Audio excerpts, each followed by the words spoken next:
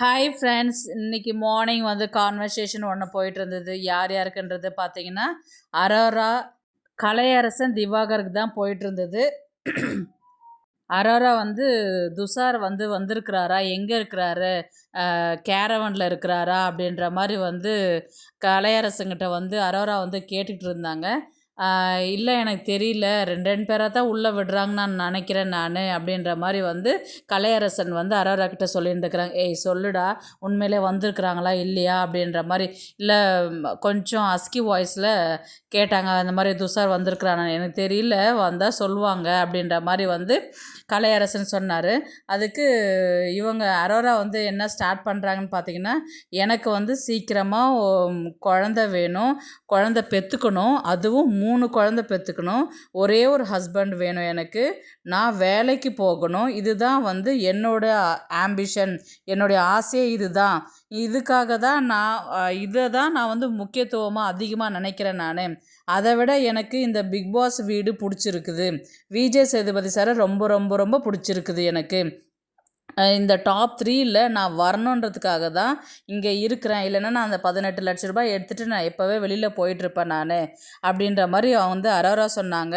நான் ஜெயிக்கிறேனோ இல்லையோ அந்த கவுன் போட்டுக்கிட்டு அந்த ஸ்டேஜில் அந்த ஃபைனல் எட்ஜ் வரலையும் நான் போய் பார்க்கணும் அப்படின்னு சொல்லிட்டு அரோரா வந்து சொன்னாங்க.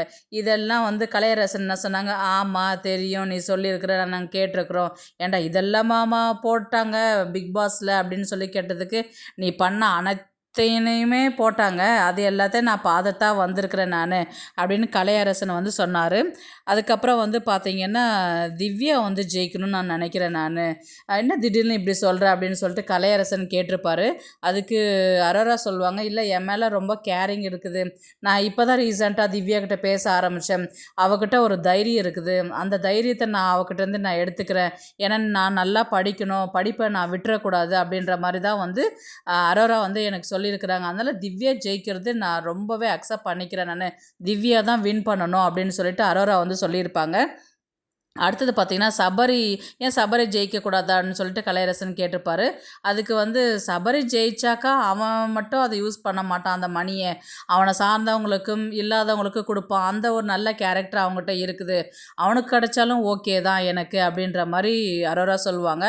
அடுத்தது பார்த்திங்கன்னா, விக்ரமுக்கு பணம் ஜெயிச்சா அவனும் அந்த அளவுக்கு வந்து ஒரு ஒரு ஆர்வம் இருக்காது அவங்ககிட்ட அப்படின்னு சொன்ன உடனே கலையரசன் சொன்னார், அவருக்கு நிறைய பேக்ரவுண்ட் இருக்குது, அதனால் அவருக்கு மணிக்கு அந்த அளவுக்கு இம்பார்ட்டன்ஸ் கொடுக்க மாட்டார் அப்படின்ற மாதிரி கலையரசன் சொன்ன உடனே பிக் பாஸ் என்ன சொன்னார், வெளியில் நடக்கிற விஷயத்த வந்து உள்ளார பேசாதேன்னு எத்தனை வாட்டி தான் உங்களுக்கு சொல்கிறது அப்படின்ற மாதிரி பிக் பாஸ் வந்து கேட்டிருப்பார். நீங்கள் மறுபடியும் இந்த மாதிரி பேசிக்கிட்டே இருந்தால் நான் வெளியில் அனுப்பி விட்டுருவேன் அப்படின்னு சொன்னதுக்கு கலையரசன் சாரி பெரிய ஐயா அப்படின்ற மாதிரி வந்து மென்ஷன் பண்ணாங்க. இவர் சபரி என்ன சொன்னார்னா, அப்படி சொல்லுங்கண்ணே அப்படின்னது திவாகர் வந்து, ஏய் ஏன் பிக் பாஸ் அண்ணன் சொல்கிற, பிக் பாஸ்ன்னு சொல்லு அப்படின்னு சொன்னதுக்கு, ஏய் நான் எங்கள் அண்ணன் தான் சொல்லுவேன், அவரே என்னை தம்பியை ஏற்றுக்கிட்டார், உனக்கு என்ன, உன் வேலையை பார்த்துன்னு போடா கருவாயா அப்படின்ற மாதிரி சொல்லிட்டு சபரி வந்து சொல்லுவார். அரோரா வந்து இப்படி ட்விஸ்ட்டாக அடிப்பாங்கன்றது எதிர்பார்க்கவே இல்லை, ஏன்னா திவ்யா ஜெயிக்கணுன்றது சொல்கிறாங்க. உங்களுடைய கருத்து என்னன்றது ப்ளீஸ் கமெண்ட் பண்ணுங்கள். தேங்க்ஸ் ஃபார் வாட்சிங்.